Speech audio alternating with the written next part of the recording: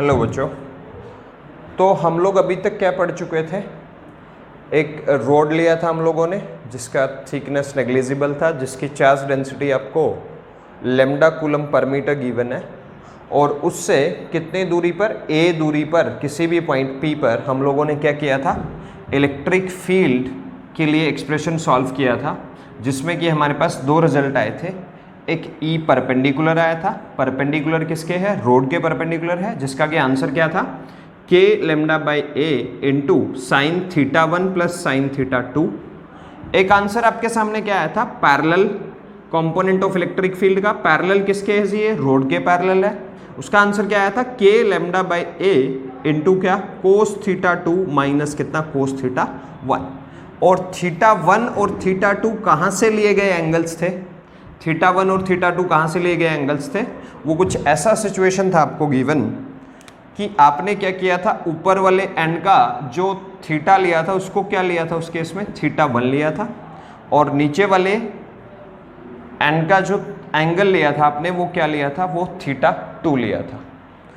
अब मान लीजिए इस तरीके से ये सिचुएशन थी आपकी और इसके ये रिजल्ट आपने निकाले थे। अब आप सबसे पहले अगर कोई इस तरह का क्वेश्चन पुट करे कि let's suppose it is given to you कि मान लीजिए ये आपका रोड है, ये रोड है जी आपका, और इस रोड की चार्ज डेंसिटी कितनी है, वही plus lambda coulomb per given है, plus lambda coulomb per metre given है आपको। इसकी लीनियर चार्ज डेंसिटी मतलब चार्ज जो है वो यूनिफॉर्मली डिस्ट्रीब्यूटेड है इस पे, और इसकी लंबाई कुछ भी एल रही होगी, और इससे लेट्स सपोज कितने दूर, इतनी दूर, ये दूरी क्या है आपका, ए है। आप नोट करें, ए जो था वो क्या था, परपेंडिकुलर था किसको, रोड को, तो आपने ए ले लिया, मतलब ये रिक्वायर्ड पॉइंट लेट्स सपोज आपका क्या हो गया, पी। आपको पी पॉइंट पर क्या फाइंड करना है, इस रोड के कारण इलेक्ट्रिक फील्ड इंटेंसिटी फाइंड करनी है। मान लीजिए आपसे ऐसा पूछा गया, और लेट्स सपोज ये गिवन सिचुएशन आपको कुछ ऐसा है, कुछ ऐसा, और इसमें आपको ऐसा गिवन है कि ये एंगल है मान लीजिए 50 डिग्री, और ये एंगल आपको मान लीजिए कितना गिवन है, 30 डिग्री। तो आपको इसमें सबसे पहले तो यही फाइंड करना है कि आपका थीटा 1 कितना है और थीटा 2 कितना है। आपको मान लीजिए ऐसा पूछ लिया गया, ऐसा पूछा गया आपसे कि बताइए थीटा 1 कितना है और थीटा 2 आपका कितना है। तो सबसे पहली बात, हम लोगों ने थीटा लिया कहाँ से था, वो परपेंडिकुलर से लिया था। परपेंडिकुलर मतलब फुट ऑफ परपेंडिकुलर से लिया था। देखिए ऐसे आपने थीटा 1 लिया हुआ है और ऐसे आपने क्या लिया हुआ है, थीटा 2 लिया हुआ है। तो सबसे पहले तो यहाँ भी सेम एज इट इज, मतलब यहाँ से हम लोग क्या करेंगे, इस तरफ जाएंगे और एक बार इस तरफ जाएंगे। तो थीटा 2 और थीटा 2 लेने में बड़ा कंफ्यूजन रहेगा आपको। तो आपको थीटा 1 और थीटा 2 कैसे लेने हैं, एक तो आपको एक बड़ा एंगल हो गया, एक छोटा एंगल हो गया, इससे में बहुत कंफ्यूजन हो जाएगा अब आपको कि किसको थीटा 1 ले और किसको थीटा 2 ले। तो आप एक काम करें, जो बड़ा एंगल है उसको क्या ले, थीटा 1 ले। हमेशा आप ऐसा करें किसी भी क्वेश्चन में, जो बड़ा एंगल है उसको थीटा 1 ले, और जो छोटा है उसको क्या ले लीजिए आप, उसको थीटा 2 ले लीजिए। इतना तो मेरे ख्याल सबको समझ आ गया। अब जो बड़ा एंगल है उसको आप थीटा 1 में डाल लीजिए, और जो छोटा एंगल है उसको थीटा 2 ले लीजिए। उसके बाद अब अगर आपसे कोई पूछे यहाँ कि जी बताइए थीटा 1 कितना है और थीटा 2 कितना है, तो सिंपली आप कह पाएंगे यहाँ कि थीटा 1 कितना हो गया आपका इस केस में 50 डिग्री, और थीटा 2 कितना हो गया आपका, वो 30 डिग्री हो गया। ठीक है जी, मेरे ख्याल ये समझ आ भी गया होगा आपको कि कैसे आपने थीटा 1 लिया और कैसे आपने थीटा 2 लिया। अब मैं बोलता हूँ आपको ये वाला सिचुएशन नहीं ना गिवन होकर के कुछ ऐसा सिचुएशन गिवन है। देखिए आप कि ये एक वही रोड जिसकी चार्ज डेंसिटी वही लेमडा कूलम पर मीटर, और आपको एक पॉइंट यहाँ गिवन है, ये एज आपका वही required point P।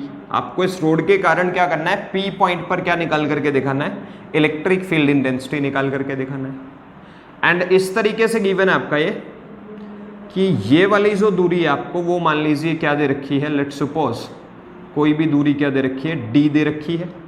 Let's suppose ये D गिवन है आपको, and it is given to you कि ये वाला एंगल क्या है, मान लीजिए कोई भी एंगल 20 डिग्री है और ये वाला एंगल कितना है जी, ये वाला एंगल है लेट्स सपोज कितना 50 डिग्री गिवन है आपको। तो इस केस में आपसे पूछा यह गया है कि आप बताइए आपका θ1 कितना है और सिमिलरली θ2 कितना है। पिछले केस की तरह क्वेश्चन आपसे पूछा गया है कि बताइए θ1 कितना है और θ2 कितना है। आप एक चीज नोट करें यहां, क्या कि आपको जो एंगल आपने यहां कंसीडर किए थे वो एक ही सेंस में नहीं है। एक तो सबसे बड़ी बात वो एक ही सेंस में नहीं है। एक सेंस का मतलब जब आपको θ1 कंसीडर करना था तो आप फुट ऑफ परपेंडिकुलर से क्या थे, ऊपर की तरफ घूमे थे, और जब आपने यहां क्या लिया था θ2 एंगल लिया था तो आप फुट ऑफ परपेंडिकुलर से नीचे की तरफ घूमे थे। तो ये चीज यहां भी लगाना नहीं भूलना है आपको। और दूसरी बात जो ए है यहां वो क्या है, वो परपेंडिकुलर फुट ऑफ परपेंडिकुलर का डिस्टेंस है उस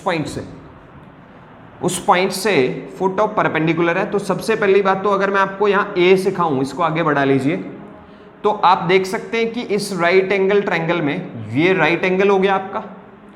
आपके लिए ए कौन है, आपके लिए ये वाली साइड क्या है, ए है, ठीक है जी। तो ए कितना आया इस राइट एंगल ट्रायंगल में, आप क्या यूज करेंगे, इस राइट एंगल ट्रायंगल में आप यूज करिए क्या, कोस थीटा। कोस थीटा क्या होता है, सब लोग जानते हैं, कोस थीटा होता है बेस अपॉन क्या, हाइपोटेन्यूज। कोस 20 आ गया इनफैक्ट। तो आपका ए का वैल्यू कितना आ गया, सबसे पहली बात वो आ गया जी डी cos 20। एक तो आप ये चीज नोट करिए, ए का वैल्यू कितना आ गया आपका, डी cos 20 आ गया। और इस तरीके से कंफ्यूज करके आपसे बहुत सारे क्वेश्चंस पूछे जाते हैं, ऐसा कुछ नहीं है कि ये कोई नई बात है। इस तरीके के बहुत सारे क्वेश्चंस पूछे जा सकते हैं आपसे। तो आ गया जी ए, तो आ गया अपना। अब आपसे θ1 भी पूछा गया है और θ2 भी पूछा गया है। तो इस वाले केस में भी अपने को मान लीजिए, देखिए ये पॉइंट P है और ये पॉइंट P से नीचे की तरफ क्या था, फुट ऑफ परपेंडिकुलर था। अब आप क्या करेंगे इस केस में कि आपको वही θ1 और θ2 लेने के लिए क्या करना है, अपोजिट सेंस में घूमना है। मतलब जैसे मैं आपको यहां सिखा चुका हूं कि जब आपने θ1 कंसीडर किया तो आप फुट ऑफ परपेंडिकुलर से ऊपर की तरफ गए थे, और जब आपने θ2 लिया था तो आप किस तरफ गए थे, आप नीचे की तरफ गए थे। वही लॉजिक आपको यहां भी लगाना है। तो लेट्स सपोज मैं उस तरफ वाले एंगल को जब मैं क्या करूंगा, जब मैं इस तरफ घूमूंगा तो लेट्स सपोज मैं क्या नाम दूंगा इस एंगल को, θ1, और जब मैं इस तरफ को घूमूंगा तो मैं इसको क्या नाम दूंगा जी, θ2 नाम दूंगा। तो जो आपका θ1 हो गया वो किस वाले एंड का एंगल हो गया, वो आपके इस वाले एंड का एंगल हो गया। तो इस वाले एंड तक घूमने के लिए कहां से, फुट ऑफ परपेंडिकुलर से आपको नेट कितना घूमना पड़ा, आपको घूमना पड़ा 20 ये और 50 ये, मतलब 20 + 50 कितना हो गया आपका θ1, ये आ गया जी 70 डिग्री। समझ आया होगा मेरे ख्याल से आपको। दूसरी बात, अब आपको θ2 फाइंड करने के लिए ऑपोजिट सेंस में घूमना है। तो अब आपको अगर यहां फुट ऑफ परपेंडिकुलर से ऑपोजिट सेंस में घूमना है तो अब आप यहां फुट ऑफ परपेंडिकुलर से घूमना शुरू कीजिए और इधर वाले एंड तक आइए। तो ये आपका इधर वाला एंड है। तो आप नोट करिए, आप यहां से यहां तक कितना घूम चुके हैं, तो आप यहां से यहां तक घूम चुके हैं जी, इस एंड तक पहुंचने के लिए कितना, 340 डिग्री। क्योंकि पॉइंट के अराउंड अगर आप पूरा घूम जाते तो 360 हो जाता। तो 360 की बजाय अभी आप कितना घूमे, 340 डिग्री। तो θ2 को अगर आपको पॉजिटिव कंसीडर करना है तो कितना घूमना है आपको, 340 डिग्री। या फिर इसका अल्टरनेट क्या है कि आप उल्टे घूमिए, θ2 को लेने के लिए उल्टा घूमिए, मतलब आप इसी तरफ घूम सकते हैं। लेकिन अगर आप इस तरफ घूमेंगे तो θ2 का सेंस चेंज हो जाएगा और इस केस में θ2 जो बन जाएगा वो नेगेटिव बन जाएगा। तो यहां से दूसरे वाले एंड का θ2 निकालने के लिए आपको कितना घूमना पड़ा, आप देख सकते हैं यहां से यहां तक कितना घूमना पड़ा आपको, 20 डिग्री। तो आप इसको क्या नाम दीजिए, यहां -20 डिग्री का नाम दीजिए। फिर आपसे यह भी पूछा जा सकता है, मेरे ख्याल से θ1 और θ2 तो आप सॉल्व कर लेंगे अपने आप खुद, इसमें कोई खास बात नहीं है। अब आपसे यह भी पूछा जा सकता है कि जो नेट इलेक्ट्रिक फील्ड है रोड के कारण, जो ये रोड गिवन है आपको इस केस में, इसके कारण जो नेट आपका क्या है, इलेक्ट्रिक फील्ड है, उसकी डायरेक्शंस दिखाइए, मतलब परपेंडिकुलर कंपोनेंट और पैरेलल कंपोनेंट की डायरेक्शन आपको दिखानी है। तो आपको गिवन क्या था, मैं आपके लिए फिर से ड्रॉ कर देता हूं। ये आपको गिवन था, ये पॉइंट P था आपका, ये उधर वाला एंड है जी आपका, और ये इधर वाला एंड, ये कितना जी 50 डिग्री है आपका, और ये कितना 20 डिग्री आपका। ये अपना A कितना हो गया था भाई, ये हो गया था D cos 20 डिग्री हो गया था। ठीक है जी, कोई भी डिस्टेंस D दे रखा था आपको। अब आपसे पूछा ये गया है कि आप E परपेंडिकुलर और E पैरेलल के बारे में बताइए। तो E परपेंडिकुलर किसके परपेंडिकुलर होता था, रोड के परपेंडिकुलर होता था। तो किस तरफ, मेरे ख्याल से सब लोग इस तरफ ड्रॉ करेंगे। ये किसका डायरेक्शन है जी P पॉइंट पर, ये E परपेंडिकुलर का डायरेक्शन है, क्योंकि प्लस लेमडा आपको गिवन है। मान लीजिए हम लोग ये क्वेश्चन प्लस लेमडा के लिए सॉल्व कर रहे हैं, तो जो परपेंडिकुलर कंपोनेंट आया वो किस तरफ आया, वो अवे फ्रॉम द रोड, जैसा कि हम लोगों का यहां आया था। ये भी हम लोगों ने प्लस लेमडा के लिए सॉल्व किया हुआ है। तो जो परपेंडिकुलर कंपोनेंट है वो अवे फ्रॉम द रोड दिखाई देगा आपको, अगर आप plus lambda coulomb per metre के लिए सॉल्व करेंगे क्वेश्चन को। तो अब बात यह आती है कि आपका पैरेलल कंपोनेंट इस केस में किस तरफ दिखाया जाए, मतलब लेफ्ट को दिखाया जाए या फिर राइट को दिखाया जाए, और किस बेसिस पे आप ये फाइंड करेंगे, किस बेसिस पे आप क्या करेंगे, ये फाइंड करेंगे। तो मेरे ख्याल से सब लोगों को यहाँ θ1 और θ2 की सेंस से ये समझ आ रहा है कि जो आपका parallel component of electric field है, सबसे पहले तो किसके पैरेलल, रोड के पैरेलल जी। जो पैरेलल कंपोनेंट है वो राइट साइड में आएगा या लेफ्ट साइड में आएगा, आप सोचिए इस बारे में। आपका आंसर यहीं से आएगा, यहीं से आएगा आपका आंसर। ठीक है जी। तो पैरेलल कंपोनेंट किस तरफ आया आपका, राइट साइड में आया। क्यों आया राइट साइड में, आप इस बारे में भी नोट करिए, क्यों आया राइट साइड में। राइट साइड में आने के लिए अब आपको मैं एक और एग्जांपल देता हूं, इसकी हेल्प से हम लोग समझेंगे। मान लीजिए आपको एक रोड गिवन है, इसकी जो लीनियर चार्ज डेंसिटी है वो भी आपको plus lambda coulomb per metre given है। ठीक है जी। और मैं बोलता हूं कि जो आपका ये दूरी क्या है जी, ये A दूरी है, और ये आपका क्या है जी, वो P पॉइंट है, रिक्वायर्ड P पॉइंट। और यहां का एंगल भी कितना है जी, लेट्स सपोज कितना है 30 डिग्री, और यहां का एंगल भी कितना है जी आपका, लेट्स सपोज मैं बोलता हूं आपको 30 डिग्री, ये 30 डिग्री। तो यहां दो कंपोनेंट आए जी आपके, कौन कौन से कंपोनेंट आए, सब लोग ड्रॉ करेंगे इसको। तो सबसे पहले तो जो परपेंडिकुलर कंपोनेंट है, जो परपेंडिकुलर कंपोनेंट है किसके परपेंडिकुलर, रोड के परपेंडिकुलर। ये कंपोनेंट किस तरफ आया आपका, अवे फ्रॉम द रोड। अब आपसे इस क्वेश्चन में भी यही पूछा गया है कि find E parallel, E parallel भी फाइंड करना है अब आपको। तो E पैरेलल जो है, आप ये बताइए वो ऊपर की दिशा में आएगा या नीचे की दिशा में आएगा। फॉर्मूलाज आपके सामने है, ये फॉर्मूला रहा, ये फॉर्मूला रहा। हमें फाइंड किसके बारे में करना है, E पैरेलल के बारे में। कंफ्यूजन हो रहा है हमें, तो कंफ्यूजन को दूर करते हैं, E पैरेलल का आंसर यहां से निकालने की कोशिश करते हैं। तो E parallel is equals to क्या आ गया, K lambda upon A into कितना, कोस θ2। θ2 कितना है जी इस केस में आपका, सिंपली सब लोग बता सकते हैं। θ2 कितना है जी आपका 30 डिग्री है, और θ1 भी कितना है आपका इस केस में 30 डिग्री है। ये आसान सा सवाल मैंने आपको करने के लिए दिया। तो θ2 कितना है जी cos 30 माइनस cos θ1, तो ये कितना हो गया जी, ये भी 30 डिग्री। सॉल्व करने पर क्या मिला हमें E पैरेलल के बारे में, E पैरेलल के बारे में सॉल्व करने पर मिला कि K lambda upon A into cos 30 minus cos 30, तो ये तो 0 हो गया। तो इस केस में अपने को सॉल्व करने पर क्या मिला कि पैरेलल कंपोनेंट तो क्या है ही नहीं वास्तविकता में। मतलब जितना इस वाले पोर्शन के कारण, अब आप समझिए इस क्वेश्चन को कि मान लीजिए ऐसे यूनिफॉर्मली पॉजिटिव चार्ज डिस्ट्रीब्यूट है, तो अगर सिर्फ ये वाला पोर्शन होता, आप ऊपर वाले हाफ पोर्शन को भूल जाइए एक सेकंड के लिए, ऊपर वाले हाफ पोर्शन को भूल जाइए एक सेकंड के लिए, तो जो परपेंडिकुलर कंपोनेंट आता वो तो एज इट इज आता है इसका, इस वाले हाफ का भी।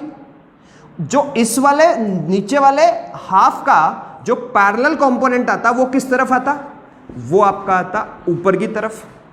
अब मैं आपको बोलता हूं कि आप नीचे वाले हाफ को भूल जाइए, नीचे वाले हाफ को भूल जाइए, आपको सिर्फ गिवन ही यहां तक का क्वेश्चन होता, सिर्फ यहां तक का। तो आप इस केस में क्या करते हैं, यहां पर भी चार्ज यूनिफॉर्मली डिस्ट्रीब्यूट होता, जो आपका परपेंडिकुलर कंपोनेंट आता इस वाले के कारण, इस वाले सेगमेंट के कारण, वो तो यही आता आपका, बट जो पैरेलल कंपोनेंट आता वो इस केस में किस तरफ आता? जो पैरेलल कंपोनेंट आता आपका इस केस में वो किस तरफ आता आपका? वो नीचे की तरफ आता। आप देखिए इस तरह के क्वेश्चंस को प्रैक्टिस करके, इस केस में आपका क्या आता? ई पैरेलल नीचे की तरफ आता। तो मैंने आपसे पूछा क्या है? पूछा ये आपसे कि यहां पैरेलल कंपोनेंट किस दिशा में आएगा? लेफ्ट साइड आएगा इस पॉइंट से या राइट साइड आएगा? कंसीडर करते हैं, ये आपको समझ आ गई कि पैरेलल कंपोनेंट किस तरफ होगा, वो राइट साइड को, परपेंडिकुलर कंपोनेंट किस तरफ होगा, ऊपर की तरफ को। एक और क्वेश्चन इस तरह का ट्राई करते हैं। मान लीजिए आपको ये गिवन है, ये क्या है? ये है आपका let's suppose minus lambda coulomb per metre, और आपको क्या गिवन है? ये foot of perpendicular A given है, ये आपका रिक्वायर्ड पॉइंट पी है। आपको इस पी पॉइंट पर ये बताना है सबसे पहले कि जो परपेंडिकुलर कंपोनेंट होगा इस तरफ, इस बार इलेक्ट्रिक फील्ड का, वो किस तरफ होगा। और गिवन सिचुएशन मान लीजिए वही पुराने वाली है कि ऐसा मान लेते हैं कि ये एंगल कितना है? 30 डिग्री है, और ये वाला एंगल भी कितना है? 30 डिग्री है। तो जैसा कि आप देख पा रहे हैं यहाँ जो चार्ज डेंसिटी है वो कैसी है? माइनस लैम्डा है। तो इस केस में अपना जो परपेंडिकुलर कंपोनेंट होगा ई परपेंडिकुलर, वो किस तरफ होगा? वो रोड की तरफ होगा। अब आपसे ये भी पूछा जा सकता है कि जी पैरेलल कंपोनेंट कितना होगा, तो सिंपली इस केस में हम लोग पहले कर चुके हैं, तो पैरेलल कंपोनेंट कितना होगा इलेक्ट्रिक फील्ड का? वो 0 होगा। आप समझिए इस चीज़ को कि अगर आपको पॉजिटिव चार्ज डेंसिटी गिवन है तो इलेक्ट्रिक फील्ड क्या होगा? Away from the rod. और अगर आपको negative linear charge density given है तो परपेंडिकुलर कंपोनेंट किस तरफ होगा? टूवर्ड्स द रोड या towards the wire, whatever is given to you. और अगर एंगल बराबर है तो क्या होगा? वो 0 हो जाएगा पैरेलल कंपोनेंट। अब मैं मान लीजिए इस केस में आपको बोलता हूँ कि एंगल्स क्या हैं? बराबर नहीं है। वो क्या है? वो मान लीजिए कुछ ऐसा गिवन है आपको कि ऊपर वाला एंगल कितना गिवन है आपको? लेट्स सपोज ये 50 डिग्री गिवन है आपको। अगर ये 50 डिग्री होता और ये 30 डिग्री होता और given situation as it is होती आपको, तो क्या इस केस में भी पैरेलल कंपोनेंट 0 होता? इस केस में पैरेलल कंपोनेंट 0 नहीं होता। वो किस तरफ होता? आपसे यही पूछा गया है, आपसे पूछा गया है। आपको इसमें ई पैरेलल बताना है कि किस तरफ होगा, किस तरफ होगा और कितना होगा, ये भी पूछा गया आपसे। तो आप ट्राई करिए इस क्वेश्चन को, आपको समझ आ जाएगा कि परपेंडिकुलर कंपोनेंट और पैरेलल कंपोनेंट्स का गेम जो है वो कैसे खेलते हैं। इट्स सिंपली अ गेम जो थीटास के ऊपर डिपेंड करता है। मेरे ख्याल से आप इस सवाल को कर पाएंगे। अब बात करते हैं कि आपको एक क्या गिवन है? एक सेमी इनफाइनाइट वायर गिवन है कुछ इस तरीके से। ये ऊपर कहाँ तक है? इनफाइनाइट तक है भाई रोड आपका, और नीचे आपको यहाँ तक गिवन है, यहाँ तक गिवन है। और जो पॉइंट लिया गया है वो कहाँ लिया गया है? वो इस वाले सिरे पर लिया गया है। यहाँ जो है वो आपका पॉइंट P लिया गया है। ये दूरी कितनी है आपकी? A दूरी है। और ये कैसा वायर है? ये सेमी इनफाइनाइट है, इनफाइनाइट, और इसकी चार्ज डेंसिटी वही लैम्डा कूलम पर मीटर आपको गिवन है। ये इस तरफ कहाँ तक जा रहा है जी? ये इनफाइनाइट तरफ जा रहा है, इनफाइनाइट तक जा रहा है, और ये यहाँ इस पॉइंट तक जा रहा है। तो इस केस में अगर आपसे θ1 और θ2 पूछ लिए जाएं तो कितने होंगे? अब जैसा कि ये केस सिमिलर है किसके? इस केस के। अब आपको जब θ1 लेना होता था तो आप ऊपर वाले एंड की तरफ, ऊपर वाले एंड को देखते थे, और जब θ2 लेना होता था तो आप नीचे वाले एंड की तरफ मुड़ते थे। तो अगर हमें क्या करना है? θ1 लिखना है, तो θ1 देखिए आप कैसे लिखेंगे। θ1 लिखने के लिए आपको क्या चाहिए? θ1 लिखने के लिए आपको इस पॉइंट से किस तरफ मुड़ना है? ऊपर वाले एंड की तरफ मुड़ना है, और ऊपर वाला एंड कहाँ है? इन्फिनिटी पे है। तो ये थीटा किसको अप्रोच करेगा बेटा? ये थीटा अप्रोच करेगा किसको? 90 डिग्री को। तो इस पर्टिकुलर केस में जो θ2 है आपका वो कितना है? सॉरी θ1 ऊपर की तरफ अगर आपको मुड़ना है तो θ1 90 डिग्री हो गया, मतलब you can take it as π/2। और अगर आपसे θ2 पूछ लिया जाए तो θ2 कितना है जी? इस केस में आपका वो है 0 डिग्री। इस तरीके से आप एक सेमी इनफाइनाइट वायर के कारण क्या लिख सकते हैं?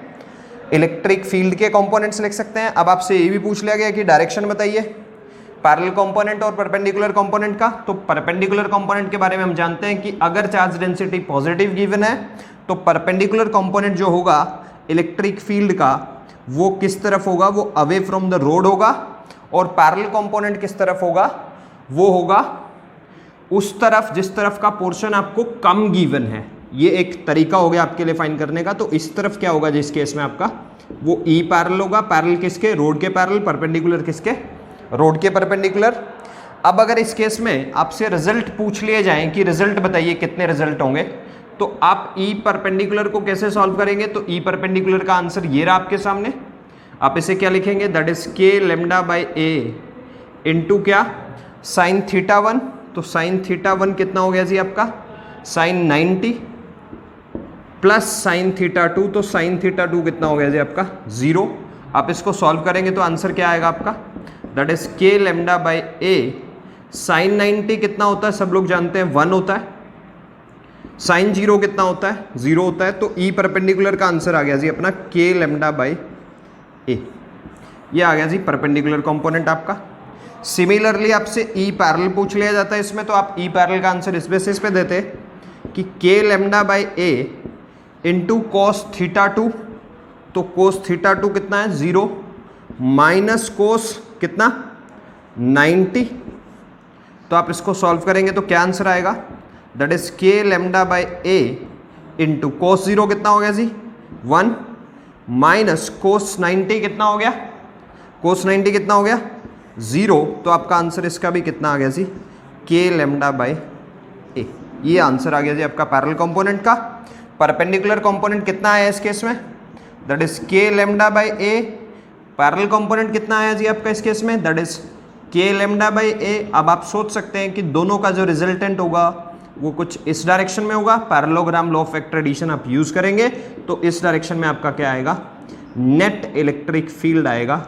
आपको डायरेक्शन चाहिए तो मान लीजिए वो ई परपेंडिकुलर या ई पैरेलल के साथ अल्फा एंगल बना रहा है, तो tan अल्फा की हेल्प से क्या कर पाएंगे आप, डायरेक्शन भी फाइंड कर पाएंगे। इस तरीके से आपको क्या करना है, सेमी इनफाइनाइट वायर को सॉल्व करना है। ऐसा कोई ज़रूरी नहीं है कि हर केस में सेमी इनफाइनाइट वायर के लिए थीटा 1 ही 90 होगा और थीटा 2 ही 0 होगा। अब अगर आपको एक क्वेश्चन उलट करके दिया होता, पलट करके दिया जाता, तो आपका थीटा 1 और थीटा 2 भी पलट जाता। कैसे, उसको भी चेक करते हैं। मान लीजिए अब आपको कुछ ऐसा गिवन है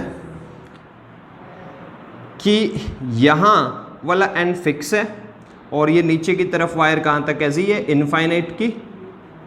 इनफाइनाइट तक जा रहा है और ये वाला एंड फिक्स्ड है। और अब आपको पॉइंट कहां दिया हुआ है, पॉइंट यहां दिया हुआ है, पी पॉइंट।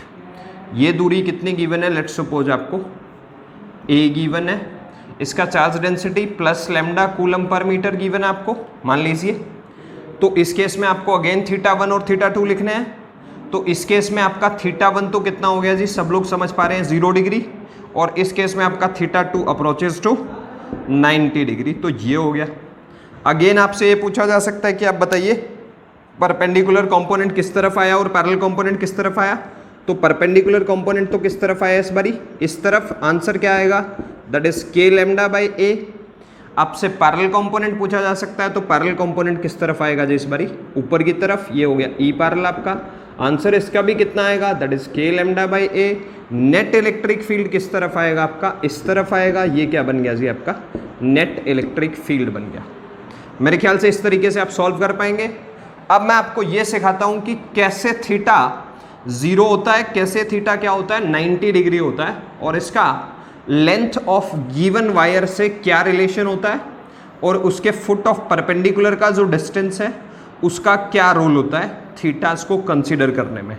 नेक्स्ट हम लोग क्या करते हैं कि इनफाइनाइट वायर के बारे में पढ़ते हैं कि आपको एक इनफाइनाइट क्या दे रखा है, वायर दे रखा है, या इनफाइनाइट रोड आपके पास। इस तरफ भी इन्फिनिटी पे जा रहा है, इस तरफ भी इन्फिनिटी पे, ये भी इन्फिनिटी, और ये वाला पॉइंट भी इन्फिनिटी पे जा रहा है। और आपको पॉइंट कहाँ गिवन है, पॉइंट यहाँ गिवन है इस बारी। तो ये आपका क्या हो गया जी, ए हो गया। ए हो गया फुट ऑफ परपेंडिकुलर से इस पॉइंट का डिस्टेंस जहाँ हमें नेट इलेक्ट्रिक फील्ड फाइंड करना है। अब अगर ये 90 हो गया, सॉरी ये इन्फिनिटी तक अगर जा रहा है, तो आप थीटा 1 ऑब्जर्व करने के लिए क्या करते हैं, ऊपर की तरफ ऐसे फेस करेंगे। तो θ1 क्या हो गया, इट अप्रोचेस टू 90 डिग्री इस केस में, तो θ1 कितना हो गया इस केस में आपका 90 डिग्री हो गया। सिमिलरली आपको θ2 को ऑब्जर्व करने के लिए क्या करना है, ऐसे नीचे की तरफ जाना है, तो नीचे की तरफ जाएंगे जाएंगे जाएंगे जाएंगे, तो अगेन θ2 आपका इस केस में क्या हो गया जी, वो भी 90 डिग्री हो गया। और अगर θ2 और θ1 90 डिग्री हो गए और इसका चार्ज डेंसिटी आपको plus lambda coulomb per metre given है, तो आपसे पूछा गया है कि पैरेलल और परपेंडिकुलर कंपोनेंट निकालिए इलेक्ट्रिक फील्ड के। तो परपेंडिकुलर कंपोनेंट्स के बारे में तो थोड़ा सा आइडिया आ रहा है कि जी इस तरफ आएगा, ये ई परपेंडिकुलर आ गया जी आपका। बट पैरेलल कंपोनेंट आप समझ सकते हैं कि वो खत्म हो गया, मतलब इधर वाले पोर्शन का पैरेलल कंपोनेंट ऊपर की तरफ, उधर वाले पोर्शन का पैरेलल कंपोनेंट इस तरफ आ गया, तो वो एक दूसरे को क्या कर दिए, कैंसिल कर दिए हैं। बट फिर भी हम लोग चेक करते हैं कि ई परपेंडिकुलर और ई पैरेलल अपना कितना कितना आया। तो सबसे पहले एक्सप्रेशन फाइंड करते हैं ई परपेंडिकुलर का। तो ई परपेंडिकुलर का आंसर कैसे देंगे आप, that is k lambda by a into क्या, साइन 90 प्लस साइन 90। तो साइन 90 कितना हो गया 1, साइन 90 कितना हो गया 1, तो ये कितना हो गया 1 + 1 2। तो ई परपेंडिकुलर कितना हो गया जी आपका, वो हो गया 2k लैम्डा बाई a। ठीक है जी। सिमिलरली आपको पैरेलल कंपोनेंट फाइंड करना है, तो पैरेलल कंपोनेंट कितना हो गया जी, that is k lambda by a into कितना, cos 90 माइनस cos 90। तो cos 90 कितना हो गया जी 0, cos 90 कितना हो गया 0, तो ये वाला टर्म क्या हो गया 0। तो मतलब ई पैरेलल अपने पास कितना आ गया, वो आ गया जी 0। सिर्फ एक ही कंपोनेंट होगा, कौन सा, परपेंडिकुलर, जो कि कितना होगा इस केस में, that is 2k lambda by a। इस तरीके से आप क्या कर सकते हैं, सॉल्व कर सकते हैं। ये हो गया जी आपका इनफाइनाइट वायर, इनफाइनाइट वायर या rod what is given to you. इस तरीके से आप फाइंड करें। वैसे भी मैं आपको बता दूं कि थीटा कंसीडर करने का क्या रोल होता है। अगर आपको कुछ इस तरीके से गिवन है कि length of wire is very very greater than a क्या है, फुट ऑफ परपेंडिकुलर का डिस्टेंस है पॉइंट से रोड तक का, तो उस केस में आपका थीटा क्या हो जाएगा, थीटा अप्रोचेस टू क्या 90 डिग्री। मेरे ख्याल से आपको अप्रोक्सीमेशंस लेने आते हैं। अब अगर एल और ए कंपेरेटिवली साइज के गिवन है, तो उस केस में आप थीटा को क्या नहीं लिख सकते, 90 नहीं लिख सकते हैं। 90 लिखने का सिंपल एक तरीका क्या है कि जब आपको लेंथ ऑफ वायर कितना गिवन है, बहुत ज़्यादा गिवन है किससे, ए से, तो आप क्या कर सकते हैं, थीटा 90 लिखें उस केस में, और थीटा 90 लिख करके इस तरीके से आप क्या कर सकते हैं, रोड से रिलेटेड या वायर से रिलेटेड क्वेश्चंस को सॉल्व कर सकते हैं। मेरे ख्याल से आपको समझ आ गया होगा। That is it.